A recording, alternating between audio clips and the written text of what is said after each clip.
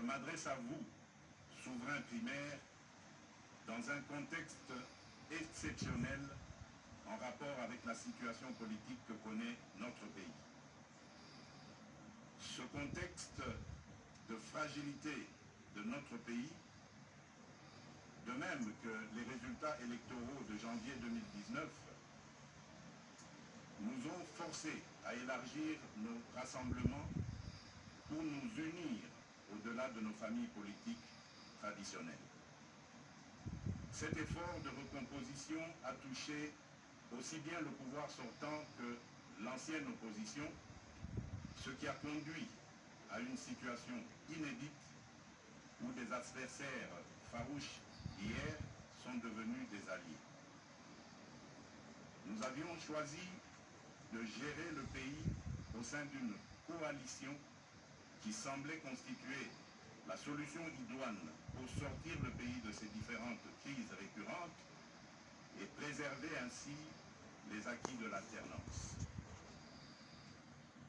Malheureusement, près de 2 ans après, les divergences qui persistent entre les parties signataires de cet accord plombent les ailes de l'espoir de notre envol vers le développement. Ces divergences portent notamment sur les questions relatives à la paix et à la sécurité nationale, à la Commission électorale nationale indépendante, à l'organisation des élections, à la gestion du portefeuille de l'État, à la territoriale, à la diplomatie, à l'indépendance de la justice et à l'instauration de l'état de droit qui sont un enjeu majeur pour notre nation. L'importance de ce vin qu'elles ne doivent être laissées à la merci d'un seul groupe politique, elles nécessitent un large consensus national. Mes chers compatriotes, la tâche que vous m'avez confiée est immense. Elle comporte dans l'urgence les objectifs ci-après.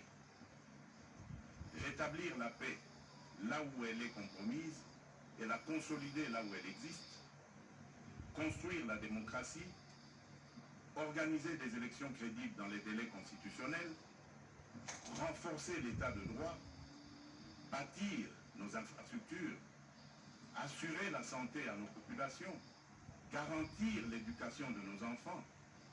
Donner une perspective économique à notre jeunesse et promouvoir davantage les droits des femmes.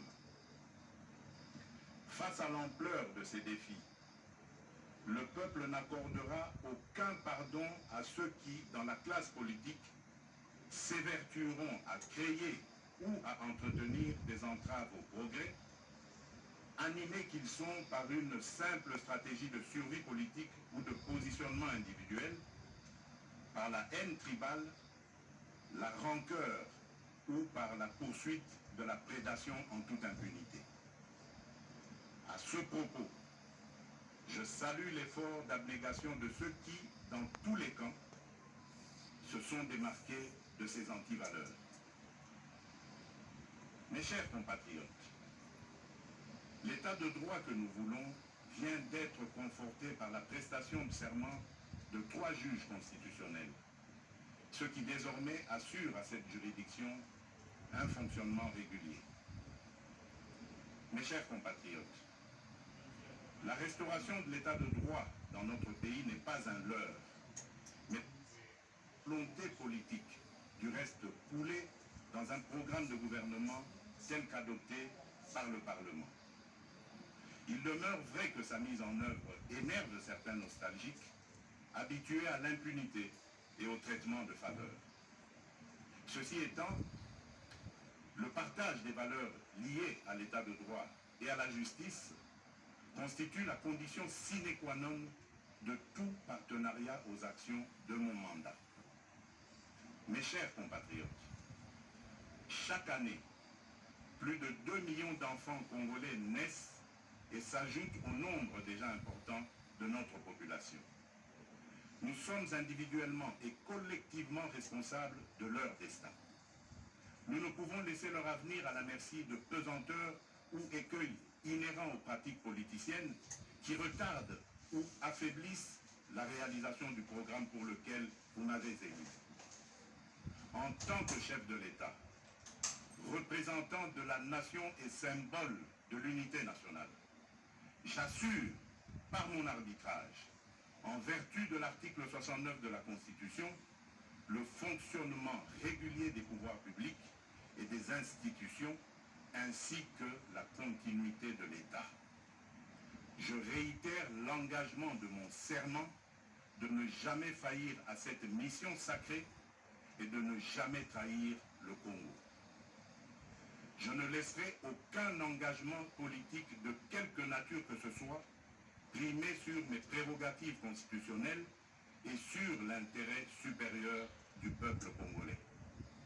Je ne transigerai avec les intérêts supérieurs de la nation. Je ne céderai jamais la moindre portion de notre souveraineté nationale. Je ne ménagerai aucun effort pour préserver la paix et l'unité nationale.